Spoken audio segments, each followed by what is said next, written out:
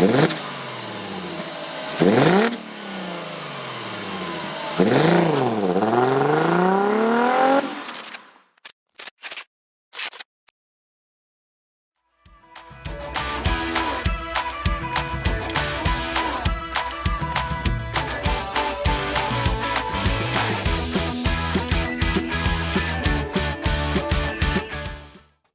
working on this Pontiac. Ooh. 2008 Pontiac Torrent. It was the same thing as a Chevy Equinox or a Saturn View. We're doing the cabin air filters today. Pretty easy. Already got the hood popped. Just gonna take it down in here. There's a little knob, little lever right here, just to the left of the emblem. Push up. Ta-da! So there's about 6 things exactly that we have to do here.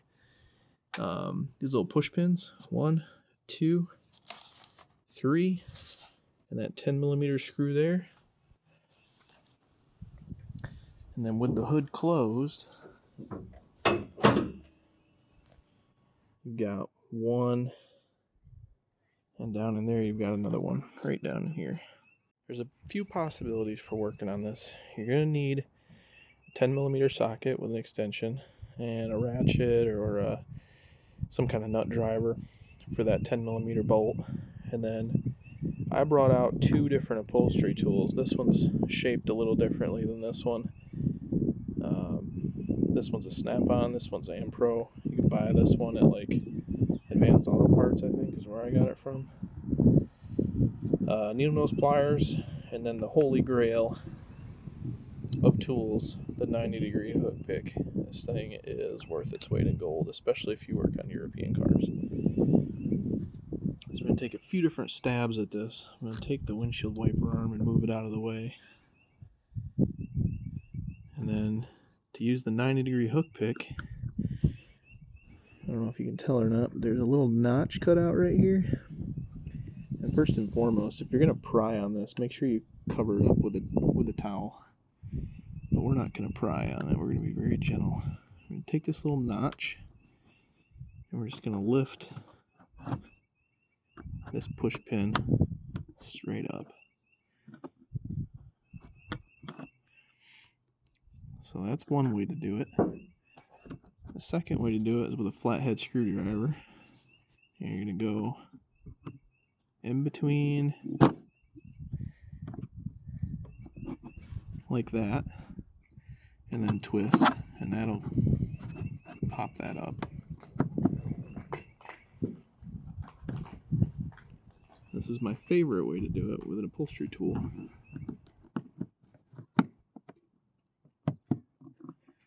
Same scenario. Get it under just like that, and that comes up super easy. And then if you ever drop anything or you get really desperate, you can move on to the needle nose pliers, but that pretty much is a guarantee you're going to break something. Now if these come out in 2 pieces, like this one just did, notice that there's a keyway there, and there's a keyway here. So they're shaped kind of oddly. If you flip this around, you run the risk of trying to push it into something it doesn't want to go into. So, but if it does come out in 2 pieces, you just go back to the upholstery tool and pull out that bottom piece. Now for this guy in the bottom, I know it's hard to see, but if you get your hook pick started in there and just start to pry it up, that thing will come out of there.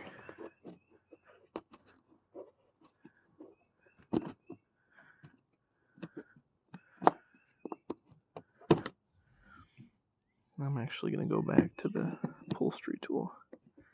This thing works wonders for these plastic push pins. Now once you get it up, you should be able to reach in there and pull that out, but it came out in 2 pieces again. So we're going to go in and get the remainder of it out. And that's those 2. Now with the hood open, make sure you put that wiper blade back down before you or open the hood, but this one's already been replaced. But you can see this tool still works pretty well for getting that out of there. And then this one, same thing here. These upholstery tools are pretty cheap, but they're real helpful for getting these plastic clips out of here. That one came out in 2 pieces also. Oop, Jesus clip.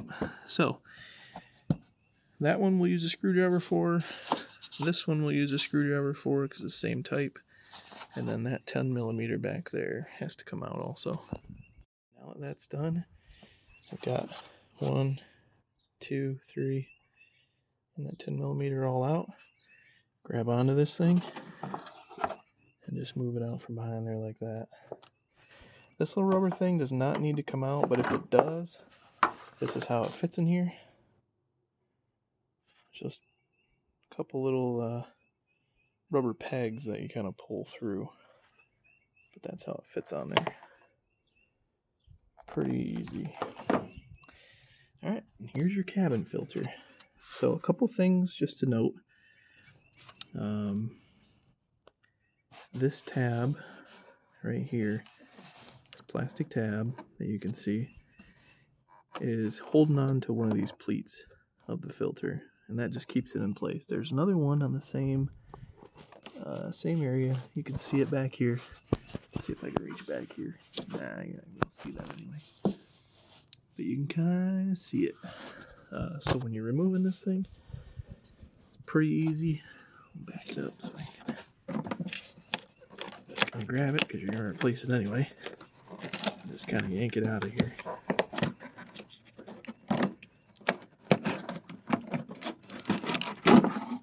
And there's the old one. Seen the old and the new? Big difference. These things get clogged up. I think the recommended interval is about 70,000 miles or so. This one's at about 160,000 miles, and it's never been done. So there is an arrow. Oh, made in China. Coronavirus. There's an arrow. The arrow points towards airflow, so you want to make sure you put it in that way. Okay. The arrow should point towards the inside of the car, because the air is coming from this area, forced through here into the engine, or into the passenger compartment. So make sure this airflow arrow goes the correct way. When you put this in, it's just basically opposite installation. Just set it in there like that. Alright, we are done. So that plastic clip just holds that last pleat, and now you can see a little better how that one goes in. That back one, you don't have to get too physical with it. You can maneuver this around enough to where put a little bit of a bend in it and you should be able to get it in there. This one fought me a little bit, so I ended up using the blunt end of the 90-degree hook pick just to kind of push it into place. You can also use a screwdriver or whatever you can get your hands on, but that's the new filter installed. Here's our old one again. And we're ready for reinstallation. Take our plastic cover here.